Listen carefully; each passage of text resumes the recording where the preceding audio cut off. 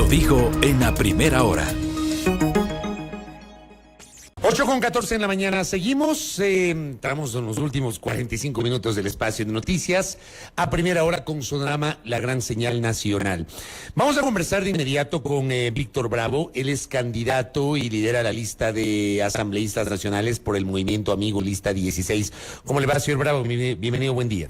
Qué gusto, Fabricio. Un gran saludo a todos los ecuatorianos que nos escuchan a través de la frecuencia tradicional y que nos ven también a través de las diferentes plataformas digitales. Siempre es un gusto poder compartir porque los medios de comunicación nos permiten acercar precisamente las propuestas legislativas al electorado. ¿Es su primera participación política?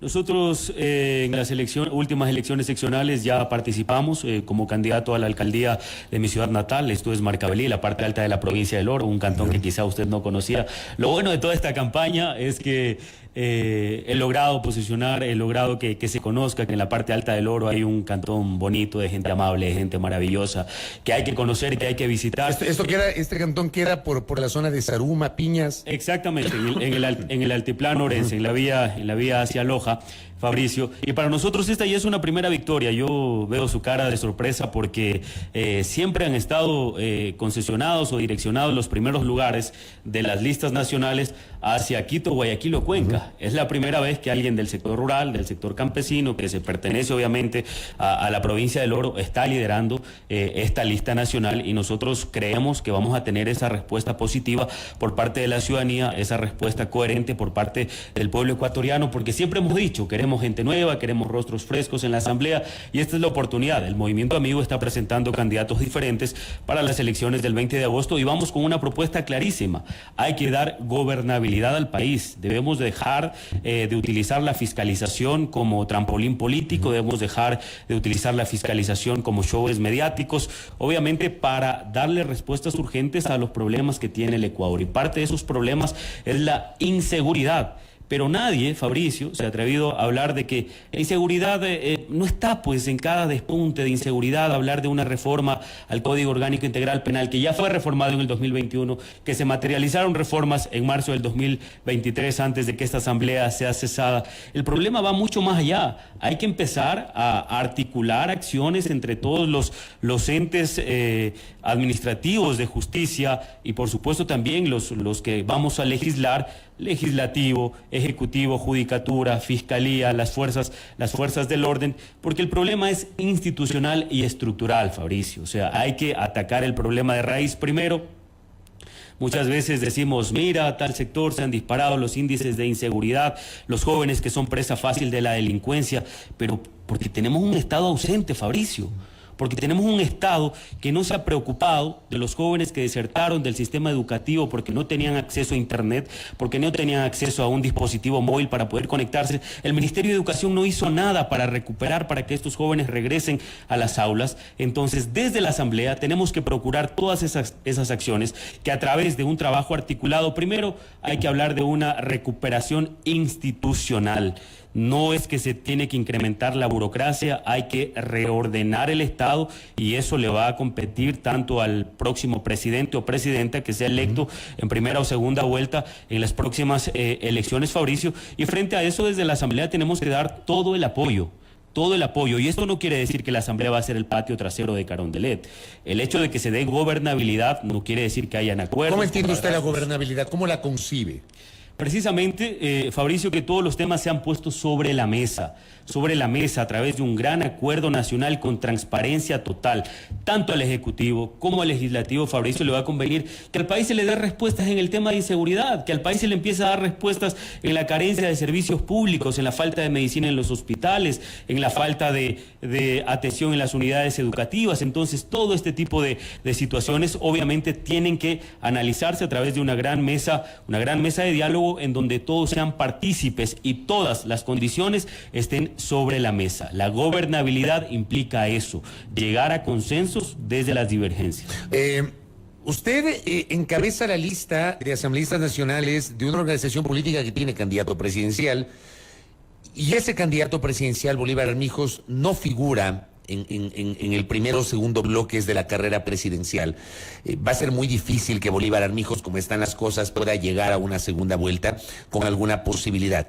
Frente a eso, frente al inminente nuevo gobierno, ¿usted cree que las fuerzas políticas que integren la próxima Asamblea Nacional, y digamos, asumamos que usted llega a la próxima Asamblea, ¿será que se entiende esto que está usted leyendo, este momento que está leyendo, y se puede lograr un acuerdo con mínimos que le permitan gobernabilidad al país en este periodo de transición? Totalmente. Lo primero que hay que hacer es entender que este ejercicio democrático que tenemos el 20 de agosto nos da la oportunidad de recuperar esa institucionalidad de la Asamblea Nacional, y para recuperar esa institucionalidad, primero hay que darle paso a rostros nuevos. De los 137 Fabricio cesados, 60 están nuevamente en papeletas, algunos en la lista nacional, otros en listas provinciales. Entonces, frente a eso, si nosotros verdaderamente queremos un cambio en la Asamblea, queremos que existan consensos, que exista diálogo, no tenemos que volver a elegir los mismos, porque ya demostraron que fueron incapaces, ya demostraron que no estuvieron a la altura de las demandas del país. Entonces, frente a eso, yo creo que hay que darle paso a una nueva ola, a un nuevo grupo de jóvenes. Hay en las diferentes tiendas políticas, hay jóvenes preparados, habemos jóvenes capacitados, que tenemos precisamente ese conocimiento de la realidad nacional, ese conocimiento de la realidad política y de la realidad territorial, para poder legislar para la vida, para la paz y sobre todo con sentido común, porque lo que ha pasado en los últimos periodos legislativos, más allá de las honrosas excepciones, Fabricio, es que la Asamblea ha estado desconectada de las necesidades del pueblo ecuatoriano. Todavía no se han evacuado, por ejemplo, las reformas que amerita el Código del Trabajo. Hay que empezar a hablar de nuevas modalidades contractuales, garantizando derechos de los trabajadores. 90 años con el mismo Código del Trabajo. El Código de la Salud, que fue vetado y que tardó 8 años para que llegue al Pleno, nuevamente sigue durmiendo en el sueño de los justos. El Código de la Niñez. entonces hay que empezar a hablar ya de un Código de Desarrollo Agrícola. Quienes venimos del sector productivo, del sector rural, sabemos que uno de los principales puntos, Fabricio, olvidados por parte de todos los gobiernos, izquierda, derecha, centro, que han estado en el poder, ha sido invisibilizar el campo, invisibilizar el agro. Y frente a eso, entonces, Fabricio, nosotros planteamos ya, hay una ley de fomento agropecuario, pero es el momento de hablar ya de un Código de Desarrollo Agrícola que vaya encaminado en apoyar, en tecnificar el agro, en la búsqueda de mercado. Imagínense lo que sufren nuestros productores de maíz con los intermediarios, y el tema también de la semilla. Estamos en un país sostenido en gran parte por la agricultura. No tenemos un instituto que se dedique a la investigación, mejoramiento, fertilización de semillas. La semilla que viene importada, obviamente, en nuestro país supera los 160, 180, 190 dólares, y quienes cultivamos el campo sabemos que esto es un gasto, y muchas veces este tipo de inversión, dependiendo de las condiciones climáticas, no se la recupera. Entonces, frente a eso, tiene que haber un acompañamiento para todos los sectores productivos del país. Y esta es la agenda legislativa, ¿no? Usted perdón que le interrumpa. Usted proviene de una provincia que justamente tiene un gran componente agrícola, teniendo al banano, evidentemente, como su producto estrella, su producto de sustento. En el caso del banano, ya que hablamos del tema de agrícola, ¿usted va a plantear alguna iniciativa en particular? Bueno, primero que se tiene que respetar, aquí hay que reconocer algo, los bananeros que representan a grandes grupos empresariales, si bien es cierto, han estado organizados y han recibido el respaldo de todos los gobiernos de turno. Se respeta el tema del precio oficial de la caja de banano. Sería interesantísimo que empecemos a regular de esa misma forma, cuando hablamos de precios oficiales en el tema de la caja de banano, incluso en el tema de los apoyos para los fertilizantes, para la fumigación, para toda la cuestión de la producción de banano en nuestra provincia. Hagamos lo mismo con los pequeños y medianos productores de maíz, de loro, de Loja, parte de Zamora, y también para los pequeños y medianos productores de Imbabura, de la Sierra Centro, de Carchi, que producen papas, que están completamente olvidados e invisibilizados. Y es un ejercicio, quizá a usted, Fabricio, le parezca esto un tema muy doméstico, pero si no aterrizamos, si no vemos la realidad, ¿qué es lo que sucede, por ejemplo, con la gente que produce papa en el Carchi cuando llegan al mayorista con 300, 400 quintales, cuando ya acordaron en la chacra, en la huerta, en la cosecha, un precio con el comerciante? Llegan acá y le dicen, ¿sabe qué? La papa como que tiene algunas falencias, no le voy a pagar a los 13 dólares, le voy a pagar a los 6, 7 dólares, usted vea si quiere. ¿Qué hace ese pobre agricultor? o pierde todo o acepta esta imposición que le está haciendo el intermediario. ¿Y quién ha hecho algo por los agricultores, por los productores, Fabricio? Nadie. Entonces necesitamos una asamblea que esté conectada precisamente con los problemas de los sectores que mueven la economía del país: agricultores, campesinos, amas de casa, transportistas, que son precisamente los que se han convertido en la fuerza motriz, en la PEA, la población económicamente activa del Ecuador. ¿Usted ve el periodo que viene como un periodo de transición, o usted cree que este periodo debería apuntalar una toma de decisiones de largo para el país, más allá de que tenemos elecciones a la vuelta de la esquina, porque 2025 está a la vuelta de la esquina, Víctor? Hay que marcar una hoja de ruta y meramente estos 15, 18 meses, Fabricio, son para poner la casa en orden.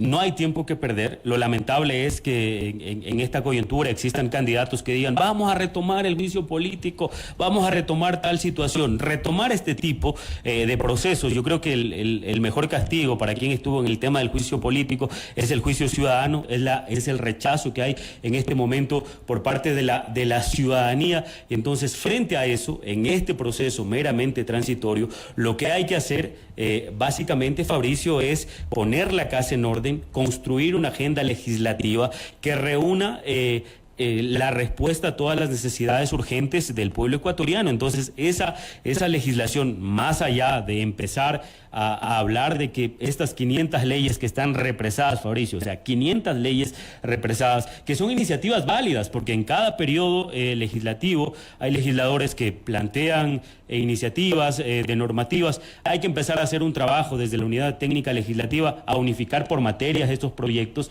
ver los que se tienen que evacuar, para empezar a bajar esos números rojos que tiene la Asamblea y empezar a recuperar la institucionalidad del Parlamento ecuatoriano, Fabricio. Correcto, Víctor. Ahora bien, ¿cuál, desde su punto de vista, tiene que ser la prioridad del próximo gobierno? En función de lo que nos ha dicho, ha planteado la agenda legislativa, los temas de gobernabilidad, pero el próximo ejecutivo, ¿en qué se debe concentrar, Víctor Bravo? Seguridad y empleo. Esto es lo que necesitamos los ecuatorianos. El tema de seguridad, esa es la prioridad, debe ser la prioridad no solamente para el Ejecutivo, eso está planteado también dentro de nuestra agenda legislativa, y para lograr precisamente esos acuerdos, esos consensos que permitan evacuar y mitigar, yo creo que tiene que haber esta gran mesa de diálogo. Reiteramos lo que decíamos hace pocos minutos, Fabricio, en esa mesa de diálogo se tienen que poner las cosas claras. Hay que empezar a hablar ya de el tema de articulación de un trabajo, porque ¿qué es lo que sucede? Primero, que hay tantos recursos como el habeas corpus prostituido por algunos jueces, obviamente la libertad condicional también abusada por ciertos delincuentes de cuello blanco, Fabricio, y frente a eso, para que no existan estas lagunas dentro del término jurídico, se necesita eminentemente esta mesa de trabajo entre Fiscalía, Fuerzas del Orden, Judicatura, que permita obviamente construir una hoja o un escenario que evada todas estas mal llamadas mañas por parte de los jueces que dejan en libertad a delincuentes. Primero, los jueces se abstienen de dictaminar sentencia, Fabricio, porque dicen que la Fiscalía no formula cargos. La Fiscalía se justifica diciendo que el parte policial estaba mal hecho. Entonces son escenarios que se tiran la pelota, pero hasta el día de hoy se han sentado Ejecutivo, Legislativo, Función Judicial a hablar o a empezar a articular una agenda que nos permita obviamente evacuar y empezar a reducir todos estos índices de inseguridad. Pero cuando hablábamos hace unos minutos del problema estructural, hay que atacar el tema de raíz, las oportunidades para nuestros jóvenes, las oportunidades de que nuestros niños, nuestros adolescentes vayan a las escuelas, regresen al sistema educativo, que el sistema, el gobierno nacional empiece a dotar de servicios básicos, de espacios lúdicos, de salud, de vivienda digna. Va a evitar y va a generar una barrera natural, Fabricio, para que nuestros niños, nuestros jóvenes no sean presa fácil de la prostitución infantil, del micro narcotráfico, del sicariato. Entonces, frente a eso es donde se tienen que apuntalar los esfuerzos desde el Ejecutivo con el apoyo del Legislativo. Uno de los principales problemas que tenemos hablando de seguridad es esta suerte de populismo penal. ¿Cómo hacemos para priorizar eventuales reformas legales, más allá de que en lo personal me parece a mí que por normas este país tiene un montón, lo que hay que es aplicar las normas, pero se plantean reformas, pero que esas reformas no caigan en el terreno del populismo penal, Víctor? Totalmente. A ver, hablábamos que ante cada despunte de inseguridad, no es que el Código Orgánico Integral Penal tenemos que empezarlo a remendar. Ya tuvo sus reformas en el 2021, en el 2023 se incrementaron los delitos, por ejemplo, en el caso de extorsión. Sin embargo, frente a eso hay un paralelismo de cometimiento de delitos, que son los vacunadores. Esa palabra como tal, Fabricio, debería existir en el Código Orgánico Integral Penal y que no existe. Obviamente también está el tema de eliminar el cumplimiento paralelo de penas. Una persona que mató, que violó, que asaltó, que robó, cometió 4, 5, 6 delitos, a los 15, 16, 17 años está nuevamente en libertad para continuar delinquiendo. Entonces, frente a eso se tienen que analizar todo este tipo de situaciones y lo que hablábamos del habeas corpus también, este recurso constitucional que ha hecho que jueces de la noche a la mañana aparezcan con fortunas, tiene que ser revisado. Entonces, para no caer en el populismo, para no caer en la demagogia, empecemos a hablar de manera articulada, hacia pasos agigantados, porque también hay jueces probos,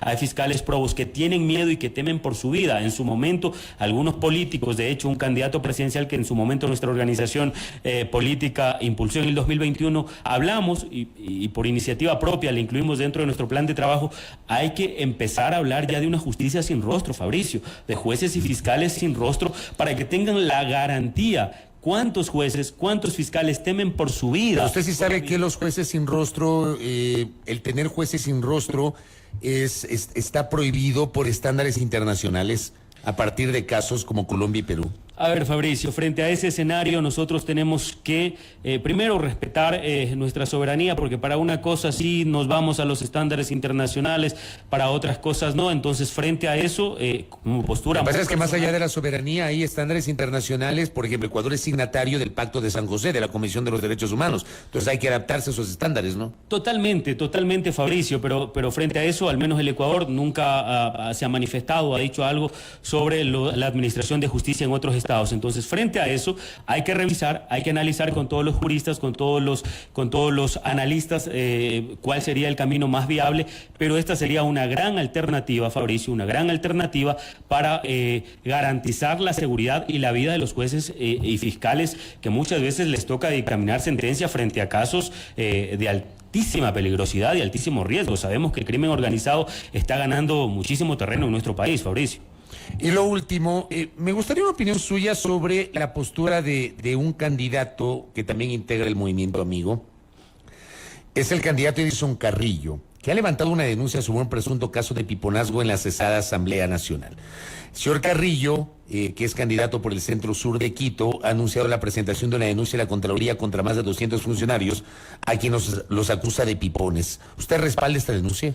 A ver, nosotros con absoluta claridad, y lo dijimos en su momento, Fabricio, si bien es cierto, la Asamblea tiene que respetar la estabilidad laboral de las personas en cuestiones de vulnerabilidad, embarazadas, personas con algún tipo de discapacidad, Código del Trabajo, quienes están próximos a una jubilación, se tiene que garantizar, y de lo que tenemos entendido, son cerca de más o menos 80, 90 trabajadores que deberían estar en la Asamblea. Sin embargo, nosotros compartimos el planteamiento del compañero Carrillo y la inquietud de la mayoría de ecuatorianos que nos preguntamos qué hace un secretario de Relaciones Internacionales en una asamblea cerrada, qué hace un poco de asesores en una asamblea cerrada, Fabricio, con sueldos que van de entre los $2.000 a $4.200 que salen de los bolsillos de los ecuatorianos. Entonces ahí también un llamado para quienes resultemos con el respaldo del pueblo ecuatoriano y la bendición de Dios en las próximas elecciones electas, hay que hacer una mirada retrospectiva y poner la casa en orden. Ese es un proceso que quien está ahora como administrador general tendrá que responder al nuevo periodo legislativo. ¿Por qué esta cantidad de personas sin hacer nada? Una asamblea cerrada. Yo no me imagino que están haciendo estas 100 personas ahí, Fabricio, mirándose la cara los unos a los otros, tomándose un café. O sea, ¿qué es lo que están haciendo en este momento en la asamblea? Si no hay pleno, si no hay legisladores, si no hay comisiones, si no hay nada. Entonces, de acuerdo al decreto ejecutivo de la muerte cruzada, se designaba a un administrador general que tenía que primero liquidar a los trabajadores. Cosa que no ha pasado. No ha pasado, Fabricio. No ha pasado a los trabajadores. Meten un montón de pretextos y no les liquidan a los trabajadores desvinculados de la Asamblea. Totalmente. Entonces, ¿qué está haciendo el administrador general en todo este proceso, en todo este tiempo, si no ha cumplido lo que tiene que hacer? Liquidar los procesos contractuales de la Asamblea, pagar liquidaciones, el tema de proveer servicios, porque si usted no tiene los 137 legisladores más las cerca de 600 personas que acompañan a los legisladores y a las comisiones, ¿Qué hacen pues estos funcionarios, Fabricio? ¿Qué están haciendo? Esa es la pregunta. ¿Recibiendo un sueldo por qué? ¿Porque son afines a un gobierno? ¿Porque son amigos del administrador general? Eso deberá responder el administrador general al nuevo pleno y ratificamos el apoyo al compañero Edison Carrillo en el impulso a esta iniciativa, porque eminentemente la Contraloría debe realizar las acciones porque son recursos públicos, son recursos de todos los ecuatorianos. Correcto, Víctor Bravo, gracias por el tiempo. Muy Gracias amable. a usted, Fabricio, un gran abrazo a todos los ecuatorianos. Y yo creo que el 20 de agosto debemos tener un voto reflexionado, un voto pensante, es una oportunidad histórica de cambiar el país o seguir con los mismos de siempre. Gracias a Víctor Bravo, quien lidera la lista de asambleístas nacionales por el Movimiento Amigo, lista 16. Primera plana. Todas las noticias, todas las voces.